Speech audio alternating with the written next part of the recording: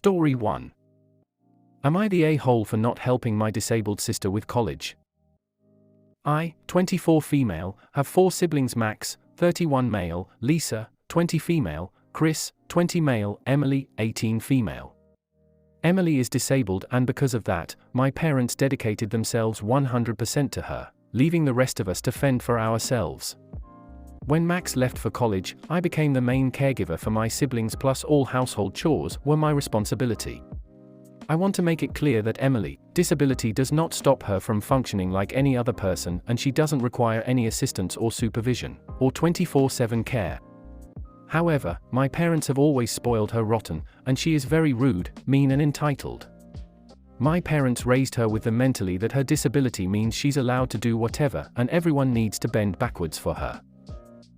My grandparents passed away 3 years ago, and I inherited everything, approximately $6 million. They were very well off, I know. The reasons I received all of it is because, when my grandparents were sick, Max contacted them after almost 10 years of silence because he wanted to know how much he will receive. I'm no contact with him, by the way.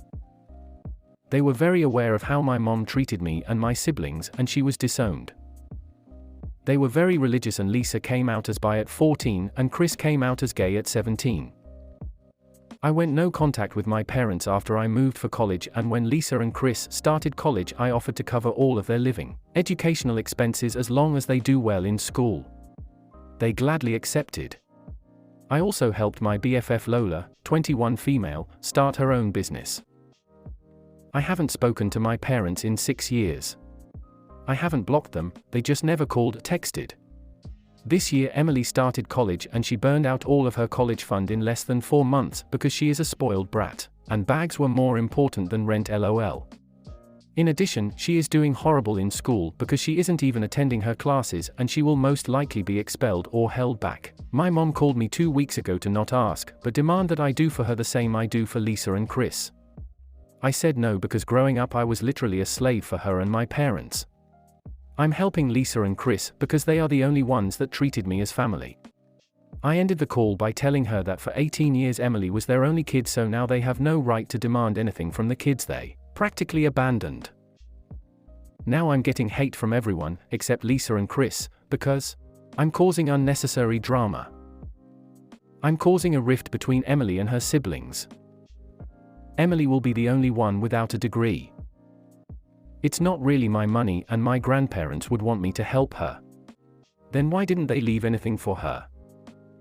Family is family, and I should help my little sister. I don't buy into that crap. It's not her fault that my parents were bad parents to me, true, but she doesn't do anything to change her behavior. She's disabled and it's not okay to discriminate. What the F? I feel like I'm doing the right thing, but everyone in telling me I'm not, so am I the a-hole? Edit, I received a lot of messages with questions and a few asked in the comments about my sister's disability, so I'm going to answer some questions. What disability does she have? IDK. My parents never told me, and when anyone asked they would get very defensive. Can't Emily get governmental assistance? No, because she doesn't have documentation that she is disabled. I remember my parents fighting about taking my sister to different doctors because they all refused to sign she was disabled. Why doesn't the rest of my family pay for her? Because they are living paycheck to paycheck, because they would spend thousands on buying Emily whatever she wanted. Why can't my parents continue paying? Because Emily's spending problem got worse since she left home, and the rest of the family is no longer in the position to give them money. Also, my dad had a work accident a few months ago and he was forced to retire, so now their income has significantly reduced. How can someone spend that much? Simple. She renewed her closet, purchased a very expressive car, and just partied until she dropped. For reference, my parents have high-paying jobs and Emily college fund was around $587,000 when I left for college. Did me and my siblings have a college fund? Nope. We all worked out asses off to get scholarships so we can go. And I do have a will in place. If anything happens to me, all the assets will be split equally between Lisa, Chris, Lola, and an organization fighting for wildlife. FYI, writing these I'm starting to question if my sister is actually disabled or if it was just what my parents wanted to believe. I mean, If no doctor would declare her disabled, is she really? My family thinks she disabled because she didn't learn how to walk until she was 5 and she didn't talk until she was 7. Maybe she was just a slow developer? Update. So funny thing. My favorite uncle called me a couple hours after I made the post to tell me to block my family because they have come up with a plan to get me to pay. He didn't know what the plan was, he just heard a portion of the conversation between my mom and my aunt.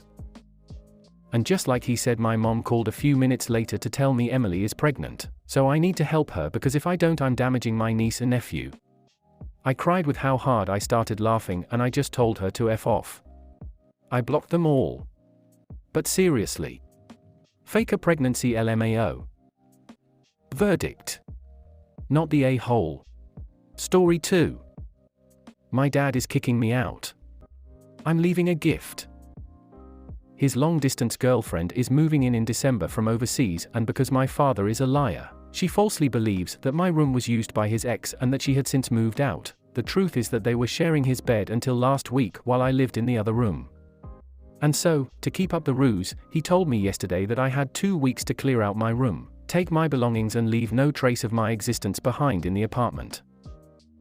His girlfriend is apparently a clean freak and my dad is desperate to make a good impression. Hence me getting kicked out.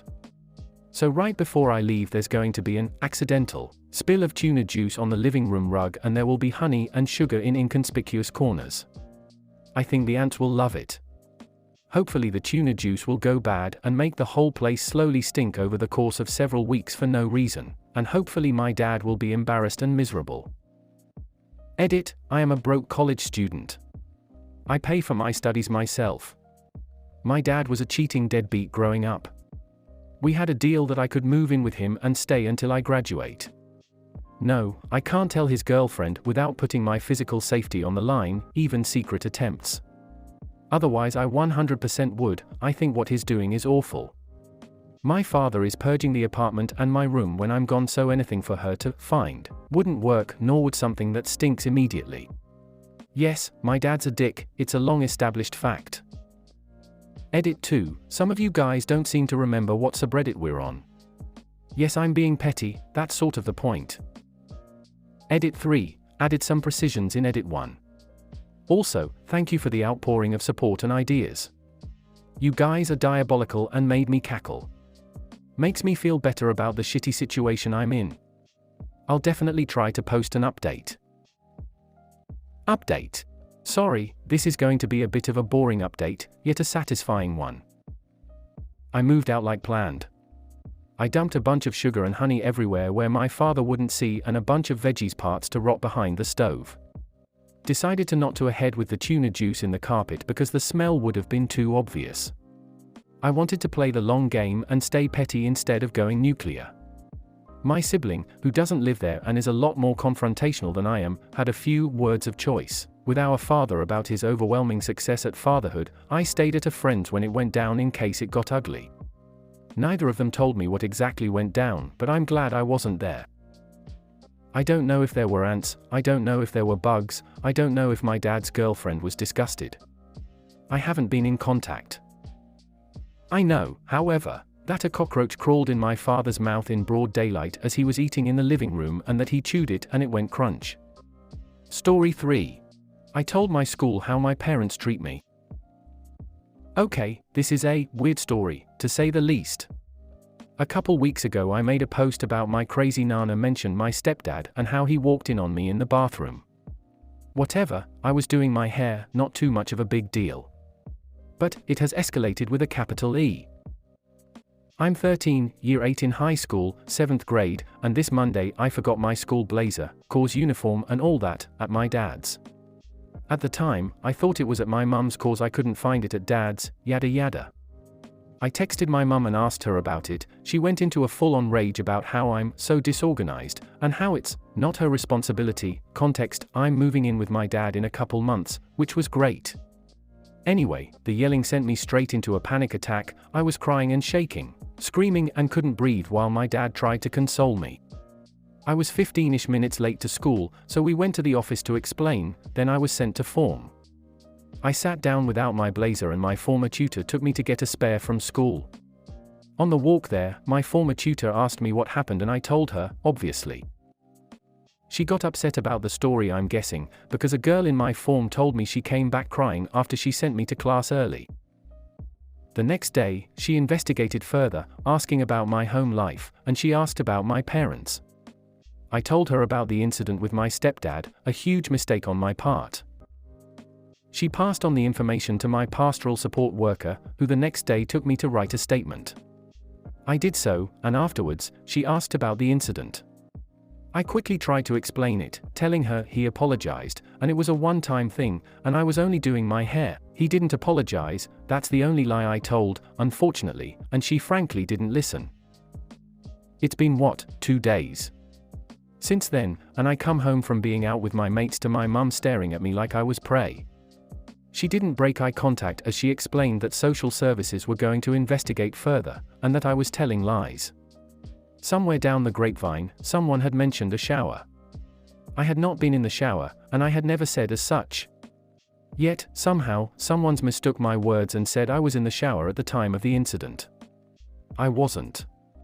I don't know really how that got in there, but my mum is now set on believing that I said that. That I lied to school to get my way, which is insane by the way, cause I'm literally leaving soon and it wouldn't benefit me to say that in any way. So yeah, my mum, stepdad, and my sister all are saying I'm in a hole because someone didn't know how to knock. AITA for accidentally spilling this to school. IDK what to think at all, and my brain is a mess. This whole situation is too much. I'm already under too much pressure with my parents fighting, me being blamed for everything, my schoolwork, and keeping my social life existent.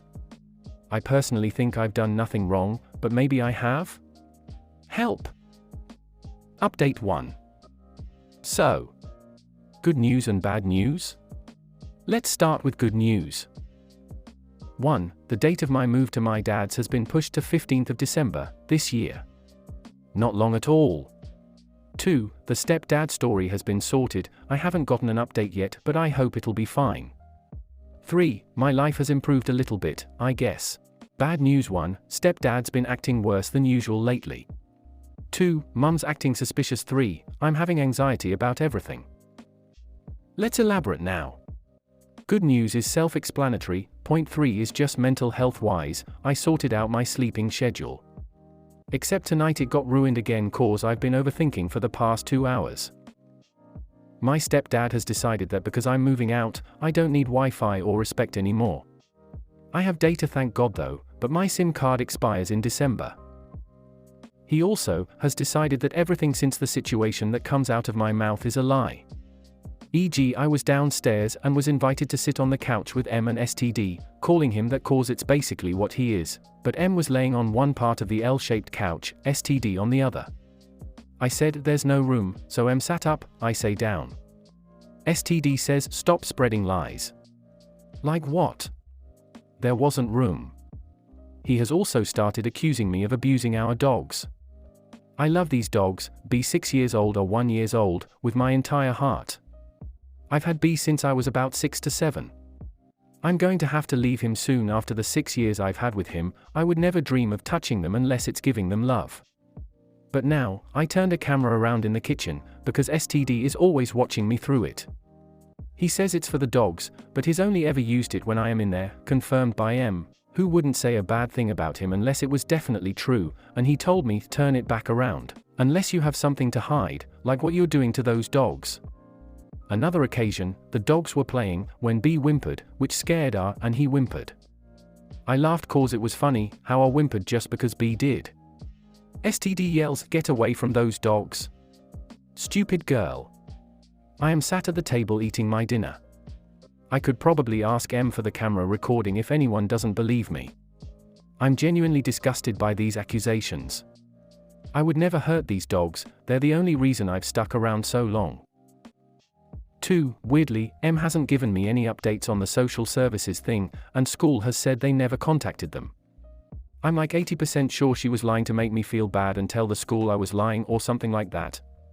But I stood my ground, obviously. And now she has been acting weirdly kind to me. She talks to me, lets me bring the dogs upstairs, which has been a major no-no for the 6 years we've had B, and stuff like that. And I think I know why, and it's working. I think she's trying to guilt me into not leaving because she'll miss me, etc. She's an amazing manipulator. She can fake cry with the snap of her fingers. She's done stuff before, where she accused my dad of buying prostitutes, and she was fake crying all over the place in a restaurant in public to make me feel bad. How do I know she was faking? As soon as she remembered she had a baby with her, she was completely different, giggling with him, playing with him, etc. And now she's guilting me to try and get me to stay, because my dad pays her £150 a month for maintenance and she likes money. I've been having anxiety, and my brain is saying, don't leave, after all she's done for you, but I know it's dumb. I'm trying to fight back, I really am, but it's hard. I have an amazing life lined up for me with my dad. A nicer school, piano lessons that he wants to pay for, and he wants me to engage in sports, tutoring, and even therapy. My mum couldn't even get me to the dentist, and so I never got the retainer I desperately needed. But still, my brain is saying, she's doing her best, stay. And I feel so bad. I can't believe I'm losing sleep over this manipulative itch. Also, she booked a holiday that is on the date of my move. We go on holiday the 12th to 16th, I'm pretty sure, move on the 15th. I'm also missing a week of school for it. I'm pretty pissed off, I'm already really behind in school. My dad agrees it's a bad idea. If you have anything to add or any questions, I'll try my best to reply to as many people as possible. Have a great day and good night. Update 2. It's the girl that might be getting legally kidnapped again. Just a couple of things I think you'd all want to know. 1. I've been told, if you keep up with this attitude you won't be going on the holiday, so we all know what I'll be doing. 2. STD is getting more comfortable apparently.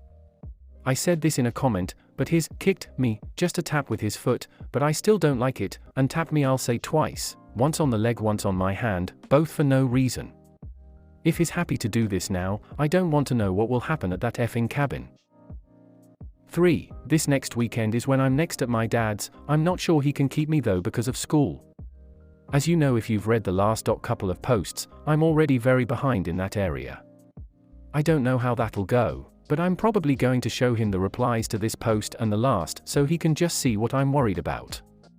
Literally walking to school as we speak, so I'm going to try talk to my former tutor as soon as possible. Not much, but I'm one step closer. Love you all. Update 3. Sorry that I'm spamming. Bad update.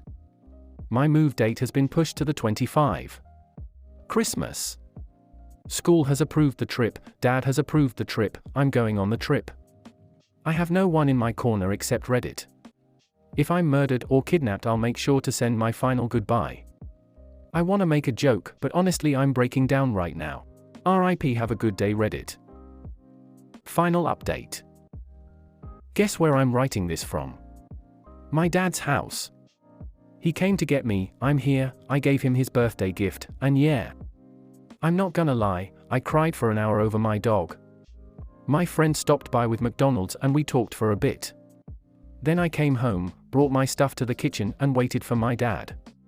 I cried in his car and he got me McDonald's as well, don't tell him.